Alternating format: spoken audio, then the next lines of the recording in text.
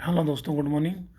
हम UP PCS prelims 2023 की test series कर रहे हैं। अब तक हम 110 क्वेश्चन कंप्लीट कर चुके हैं। 111 क्वेश्चन से शुरू करेंगे। ये टेस्ट नंबर 7 चल रहा है। ठीक है। स्वतंत्रता पश्चात पुर्तगीज क्षेत्रों गोवा, दमनदीप तथा दादर नगर हवेली को भारतीय उपमहाद्वीप के क्षेत्र में सम्मिलित करने हेतु भारतीय सेना द्वारा कौन सा ऑपरेशन चलाया गया था? तो ये ऑपरेशन चलाया गया था ऑपरेशन विजय। 15 अगस्त 1955 में गोवा को पुर्तगाली से मुक्त कराने के लिए 3000 सत्याग्रही ने अहिंसक आंदोलन शुरू किया और जनमत संग्रह की मांग की थी। लेकिन क्या हुआ, पुर्तगालियों ने क्या नियति जनता पर गोलियां चला दी। तो भारतीय सेना ने क्या किया कि पुर्तगाली परिक्षेत्र में घुसकर 18 दिसंबर 1961 को ऑपरेशन विजय की कार्यवाही की थी। अगला क्वेश्चन देखते हैं।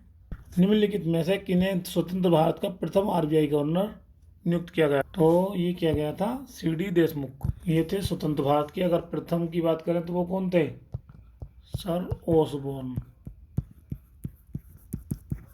और ये कब बने थे? जब आरबीआई की स्थापना हुई थी। आरबीआई की स्थापना हुई थी 1935 में। 1934 के एक्ट के थ्रू यंग हिल्टन कमेटी ने की थी।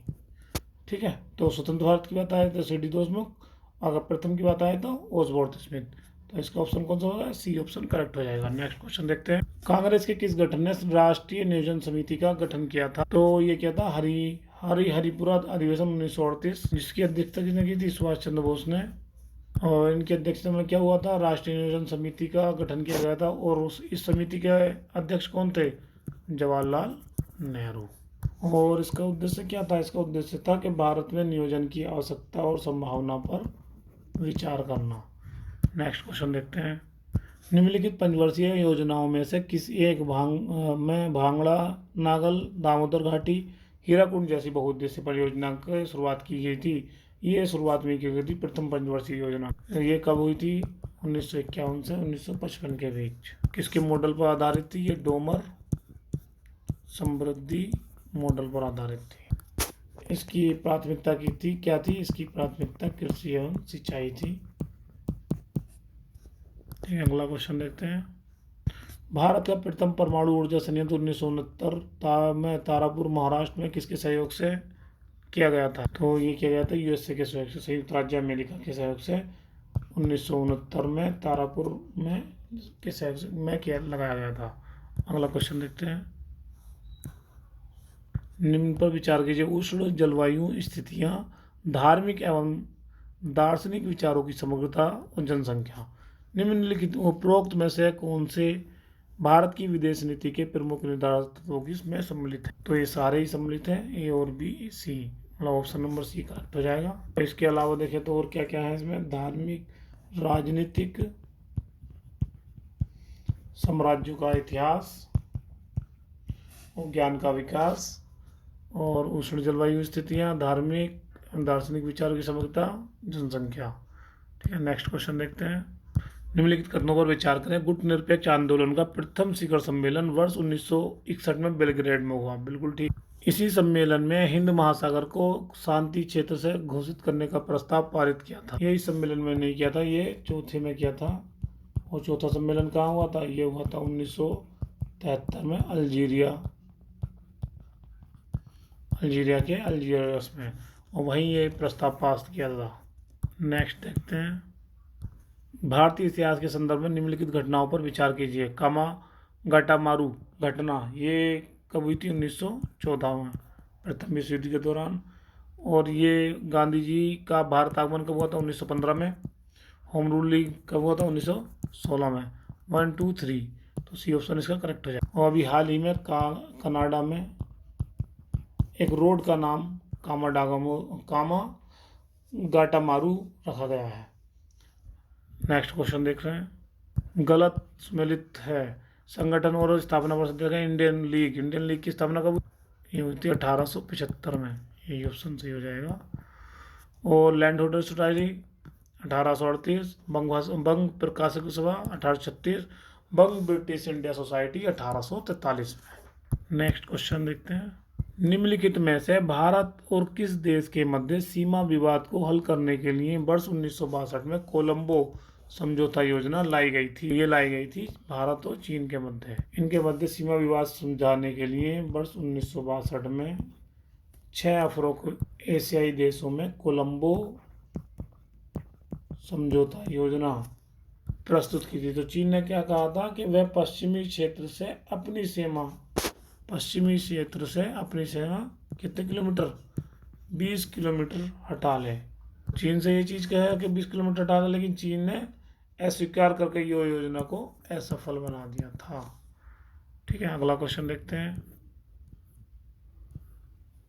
निम्नलिखित में कौन सही सम्मिलित नहीं है? लियाकत नेहरू समझौता 1950 ठीक है। सिंधु जल संधि 1960, ये हाल ही में अभी भी चर्चा में है।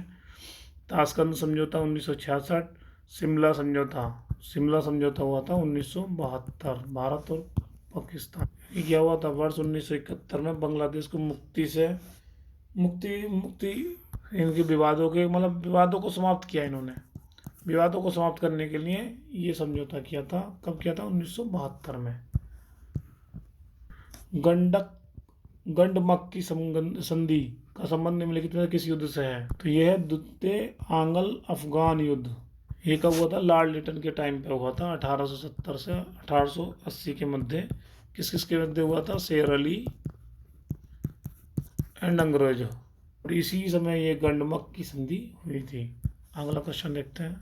निम्नलिखित में से किस गवर्नर जनरल ने पुलिस व्यवस्था में सुधार हेतु एंड्रयूज फ्रेजर की अध्यक्षता में एक पुलिस आयोग का गठन किया? तो ये गठन हुआ था 1902 में। और 1902 में 1899 से 1905 तक कौन रहा था? Lord Curzon. तो बी ऑप्शन इसका करेक्ट हो जाएगा। इस आयोग ने किया था कि पुलिस बल संख्या को बढ़ाने और पुलिस अधिकारियों को सीधी नियुक्ति, पर्याप्त वेतन एवं क्या बेहतर प्रशिक्षण की सिफारिश की थी। अगला क्वेश्चन देखते हैं।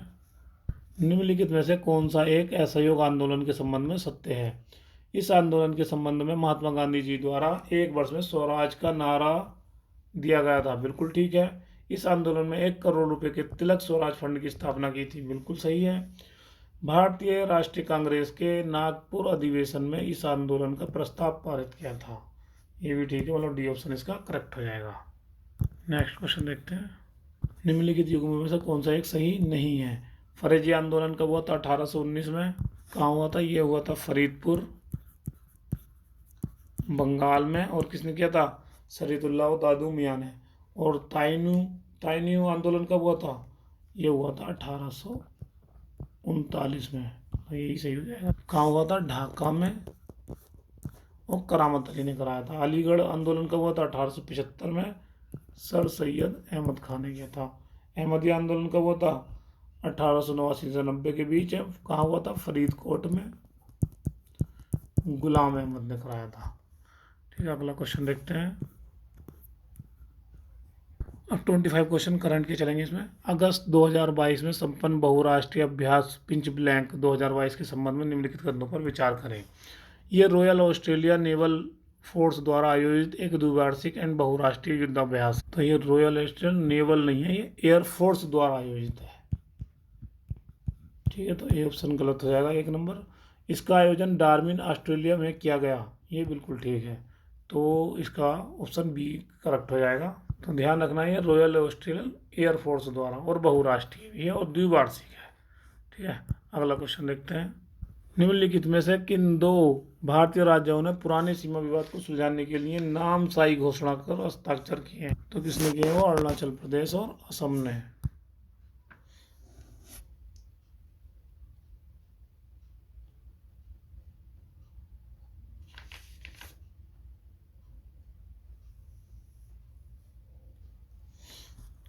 इन दोनों राज्यों की सीमा की बात करें तो ये कितनी है? 804 किलोमीटर। असम और अरुणाचल प्रदेश, ये 804 किलोमीटर। ठीक है, अगर असम की बात करें तो ये 7 सिस्टर सबसे टच होता है। अरुणाचल प्रदेश, नागालैंड, मणिपुर, मिजोरम, त्रिपुरा और मेघालय। साथ में ही बांग्लादेश के साथ होता है, एक देश बांग्लादेश और भूटान के साथ। और अगर इसकी बात करें अरुणाचल प्रदेश कौन से स्टेट के साथ होता है, तो अरुणाचल प्रदेश होता है असम के साथ और नागालैंड के साथ। एन अरुणाचल प्रदेश, एन अरुणाचल, अरुणाचल ए से शुरू हो तो एन आएगा, तो एन से ए से असम और एन से नागालैंड। और अगर किस देश की बात करें तो ये भूटान से और चाइना से होता है। ठीक है, अगला क्वेश्चन देखते हैं। अगस्त 2022 में निम्नलिखित यूरोपीय देशों में से कौन सा एक मासिक धर्म उत्पाद निःशुल्क उपलब्ध कराने वाला विश्व का पहला देश बन गया है? तो देश बन गया है स्कॉटलैंड। इसके लिए इसने क्या किया? पीरियड प्रोडक्ट एक्ट लागू किया है। इसके तहत क्या है, इन्होंने विद्यालयों, सरकारी कार्यालयों में सैनिटरी नैपकिन उपलब्ध कराना अनिवार्य किया है। स्कॉटलैंड की बात करें तो ये यूके का पार्ट है, यूके के नॉर्थ में स्कॉटलैंड है। अगर स्कॉटलैंड के वेस्टर्न की बात करें तो ये क्या है? Atlantic ocean. और ईस्ट की बात करें तो नॉर्थ सी। और वेस्ट साउथ में क्या है? आयरलैंड। ठीक है, नेक्स्ट क्वेश्चन देखते हैं। अगस्त 2022 में 65वां राष्ट्रमंडल संसदीय सम्मेलन 2022 कहाँ आयोजित किया गया था? ये किया गया था हैलिफैक्स, कनाडा। भारत की ओर से कौन गया था इसमें? लोकसभा अध्यक्ष ओम बिरला जी गए थे। ठीक है, ध्यान रखना 65वां राष्ट्रीय संसदीय सम्मेलन। और ये भी इम्पोर्टेंट है, यहाँ भारत की तरफ से कितने पार्टिसिपेट किया था। अगला क्वेश्चन देखते हैं। अगस्त 2022 में जगदीप धनखड़ को भारत का उपराष्ट्रपति बनाया गया। इस संबंध में निम्नलिखित कथनों में से कौन सा सत्य है? ये इन्होंने भारत के 14वें उपराष्ट्रपति के रूप में पदभार ग्रहण किया। बिल्कुल सही है। इससे पूर्व ये बिहार के राज्यपाल थे। बिहार के नहीं, ये पश्चिम बंगाल के राज्यपाल थे। मतलब ये ऑप्शन इसका करेक्ट हो जाएगा। नेक्स्ट क्वेश्चन देखते हैं। निम्नलिखित में किसके द्वारा लॉकडाउन लिरिक्स नामक पुस्तक लिखी गई? ये लिखी गई संयुक्ता दास के द्वारा। इसमें वैश्विक महामारी कोरोना के अनुभव और परेशानियों के बारे में लिखा गया है। नेक्स्ट क्वेश्चन देखते हैं। अंतर्राष्ट्रीय फुटबॉल प्रतियोगिता सैफ अंडर-20 चैंपियनशिप 2022 के संबंध में निम्नलिखित कथनों में से कौन सा सत्य है? जुलाई 2022 में इसका आयोजन बंगबंधु स्टेडियम ढाका में किया गया। इसका किया गया था कलिंगा स्टेडियम, ओडिशा। ठीक है, पहला गलत हो जाएगा। फाइनल मुकाबला भारत ने बांग्लादेश को पराजित करके जीता था। बिल्कुल ठीक है, तो ऑप्शन 20 का करेक्ट हो जाएगा। नेक्स्ट क्वेश्चन देखते हैं। अगस्त 2022 में निम्नलिखित में से किस एक तिथि को विभाजन विभीषिका का स्मृति दिवस मनाया गया? ये मनाया गया था 14 अगस्त। इस दिवस को मनाने की सेंट्रल गवर्नमेंट ने कब की थी घोषणा? 2021 में। इसका उद्देश्य क्या था? इसे लोगों को जागरूक करना है, जो वर्तमान और फ्यूचर की जनरेशन है, तो उससे कि मतलब क्या क्या संभावना हुई थी बंगाल विभाजन के टाइम पे, उससे जागरूकता फैलाना है। नेक्स्ट क्वेश्चन देखते हैं। केंद्रीय विज्ञान एवं प्रौद्योगिकी मंत्री डॉक्टर जितेंद्र सिंह द्वारा अगस्त 2022 में रोशनी का अनावरण किया गया। ये किया गया था खारे पानी से जलने वाली लालटेन। इस लालटेन को जलाने के लिए, मतलब एलईडी बल्ब को जलाने के लिए खारे पानी की आवश्यकता होती है। इसका विकास किसने किया? चेन्नई स्थित राष्ट्रीय महासागर प्रौद्योगिकी संस्थान के द्वारा किया गया था। ये क्वेश्चन भी आ सकता है कि राष्ट्रीय महासागर प्रौद्योगिकी संस्थान कहाँ है? ये कहाँ है? चेन्नई में। ठीक है, अगला क्वेश्चन देखते हैं। जुलाई 2022 में अंतर्राष्ट्रीय क्रिकेट परिषद की वार्षिक बैठक के दौरान 3 देशों को एसोसिएट सदस्य का दर्जा प्रदान किया गया। निम्नलिखित में कौन सा एक देश इसमें सम्मिलित नहीं है? तो इसमें सम्मिलित होने वाले देश उज्बेकिस्तान, कंबोडिया और आइवरी कोस्ट थे। तो इसमें ये ऑप्शन इससे करेक्ट हो जाएगा, क्योंकि ये सम्मिलित नहीं था तजाकिस्तान। आईसीसी के अगर कुल सदस्यों की संख्या की बात करें तो ये कितने थे? 108 और 96 एसोसिएट मेंबर हैं इसके। ठीक है, अगला क्वेश्चन देखते हैं। आम लोगों को भूजल के संरक्षण के प्रति संवेदनशील बनाने के लिए उत्तर प्रदेश सरकार द्वारा भूजल सप्ताह कब चलाया गया? ये चलाया गया था 16 से 22 जुलाई 2022। और इसकी विषय वस्तु क्या थी? भूजल संरक्षण समय की मांग। ठीक है, भूजल संरक्षण समय की मांग। क्वेश्चन देखते हैं। अगस्त 2022 में महात्मा गांधी के अनुरोध पर भारत के राष्ट्रीय झंडे की परिकल्पना करने वाले पिंगली वेंकैया नायडू की 146वीं जयंती पर तिरंगा उत्सव का आयोजन किया गया। तो आयोजन हुआ था ये नई दिल्ली में, Indira Gandhi stadium, new Delhi. Next देखते हैं। जुलाई 2022 में नीति आयोग द्वारा जारी भारत नवाचार सूचकांक के बड़े राज्यों के शीर्ष में कौन सा था? ये था कर्नाटक। और यूपी के स्थान की बात करें तो यूपी का कौन सा है 7वां स्थान प्राप्त। और सबसे लास्ट कौन है छत्तीसगढ़। अगला क्वेश्चन देखते हैं। रानिल विक्रमसिंघे ने जुलाई 2022 में भारत के किस पड़ोसी देश के नए राष्ट्रपति के पदभार के रूप में पदभार ग्रहण किया है। ये क्या है श्रीलंका में। नेक्स्ट देखते हैं जुलाई 2022 में विश्व के सबसे तेज सुपर कंप्यूटरों की टॉप 500 सूची में किस देश के सुपर कंप्यूटर फ्रंटियर की बात कर रहा है, फ्रंटियर का प्रथम स्थान प्राप्त। तो ये फ्रंटियर किसका था यूएसए। अगर सेकंड स्थान की बात करें तो ये कुमाकू किसका है जापान का। और अगर भारत की बात करें तो भारत के कौन सा परम सिद्धि कंप्यूटर 111 नंबर पर। नेक्स्ट देखते हैं जुलाई 2022 में निम्नलिखित में से किस एक कौन विश्व बैंक के मुख्य अर्थशास्त्री के रूप में नियुक्त हुए। ये याद रखना इंद्रमित गिल। और इन्हें विकास अर्थशास्त्र में बौद्धिक योगदान के लिए जाना जाता है। ठीक है अगला क्वेश्चन देखते हैं। निम्नलिखित कथनों पर विचार कीजिए। जुलाई 2022 में राष्ट्रमंडल खेलों का उद्घाटन बर्मिंघम में हुआ था। बिल्कुल ठीक है। इस समारोह में भारतीय दल का नेतृत्व नीरज चोपड़ा ने ये किया था पीवी सिंधु एवं किसने मनप्रीत सिंह। ठीक है। और इस राष्ट्रमंडल मतलब दूसरा गलत हो जाएगा। इस राष्ट्रमंडल खेल में पहली बार T20 महिला क्रिकेट को भी शामिल किया गया था। तो तीसरा सही है, पहला और तीसरा सही है, ये ऑप्शन इसका करेक्ट हो जाएगा। नेक्स्ट क्वेश्चन देखते हैं। 68वें राष्ट्रीय फिल्म पुरस्कार 2022 के संबंध में निम्नलिखित युगों में कौन सा सही है। सर्वश्रेष्ठ अभिनेता किसे मिला था सूर्य और अजय देवगन। बिल्कुल ठीक है। सर्वश्रेष्ठ अभिनेत्री अपर्णा बाला मुरली। बिल्कुल ठीक है। सर्वश्रेष्ठ हिंदी फिल्म तुलसीदास जूनियर। उपरोक्त सभी मतलब डी ऑप्शन इसका करेक्ट हो जाएगा। 44 देखते हैं। न्यूनतम समर्थन मूल्य को और अधिक प्रभावी एवं पारदर्शी बनाने के लिए केंद्र सरकार द्वारा जुलाई 2022 में किस एक समिति का गठन किया गया था। ये किया गया था संजय अग्रवाल समिति। बहुत इंपॉर्टेंट है, इस क्वेश्चन को ध्यान रखना। संजय अग्रवाल समिति MSP के लिए। और इस समिति को क्या सौंपा गया कृषि लागत एवं मूल्य आयोग। इस डिपार्टमेंट को अधिक स्वायत्तता प्रदान करने के लिए सुझाव भी देना है। ठीक है अगला क्वेश्चन देखते हैं।